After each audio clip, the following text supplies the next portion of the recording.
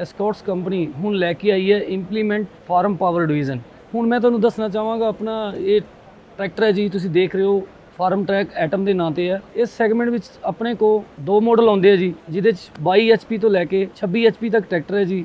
ਬਾਕੀ ਤੁਸੀਂ ਦੇਖ ਰਹੇ ਹੋ ਅਟੈਚਮੈਂਟ ਵਗੈਰਾ ਇੱਥੇ ਅਸੀਂ ਲੋਡਰ ਅਟੈਚ ਕੀਤਾ ਹੋਇਆ। ਇਹ ਲੋਡਰ ਜਿਹੜਾ ਫਾਰਮ ਪਾਵਰ ਬ੍ਰਾਂਡਿੰਗ ਦੇ ਵਿੱਚ ਆਊਗਾ ਜੀ। ਕਪੈਸਿਟੀ ਦੀ ਗੱਲ ਕਰੀਏ ਤੇ ਇਹਦੀ ਜਿਹੜੀ ਲੋਡ ਕਰਨ ਦੀ ਕਪੈਸਿਟੀ ਹੈ 2.5 ਕੁਇੰਟਲ ਤੱਕ ਇਹ ਲੋਡ ਨੂੰ ਜਿਹੜਾ ਹੈ weight ਚੱਕ ਸਕਦਾ। ਇਸ ਤੋਂ ਇਲਾਵਾ ਜਿਹੜੀ ਇਹਦੀ ਹਾਈਟ ਹੈ ਉਹ 7 ਫੀਟ ਤੱਕ ਇਹ ਉੱਤੇ ਨੂੰ ਚੱਕੇਗਾ। ਜਿਹੜੇ ਵੀ ਆਪਣੇ ਕਿਸਾਨ ਵੀਰ ਬਿਲਡਿੰਗ ਸਪਲਾਇਰ ਦਾ ਕੰਮ ਕਰਦੇ ਆ ਜਾਂ ਕਾਰਪੋਰੇਸ਼ਨ ਜਿਹੜੀਆਂ ਸੁਸਾਇਟੀਆਂ ਸਿਟੀ ਦੇ ਵਿੱਚ, ਤੇ ਉਹਨਾਂ ਦੇ ਲਈ ਬਹੁਤ ਜ਼ਿਆਦਾ ਯੂਜ਼ਫੁਲ ਹੈ। ਇਸ ਤੋਂ ਇਲਾਵਾ ਤੁਸੀਂ ਟਰੈਕਟਰ ਦੇਖ ਰਹੇ ਹੋ, ਬਹੁਤ ਹੀ ਸਟਾਈਲਿਸ਼ ਅਤੇ ਸੁੰਦਰ ਟਰੈਕਟਰ ਬਣਾਇਆ ਐਟਮ ਦੇ ਨਾਂ ਤੇ। ਫਰੰਟ ਤੋਂ ਜਿਹੜੀ ਦੀ ਗ੍ਰਿਲ ਦਿੱਤੀ ਹੈ ਇਹਦੇ ਫੋਗ ਲਾਈਟਾਂ ਦੇ ਨਾਲ ਹੈ, ਜਿਹਦੇ ਨਾਲ ਰਾਤ ਨੂੰ ਵੀ ਅਗਰ ਕੋਈ ਆਪਾਂ ਰੋਡ ਤੇ ਚੱਲਦੇ ਹਾਂ ਤੇ ਬਿਲਕੁਲ ਕਲੀਅਰ ਲਾਈਟਾਂ ਫੋਕਸ ਹੈ ਇਹਦਾ।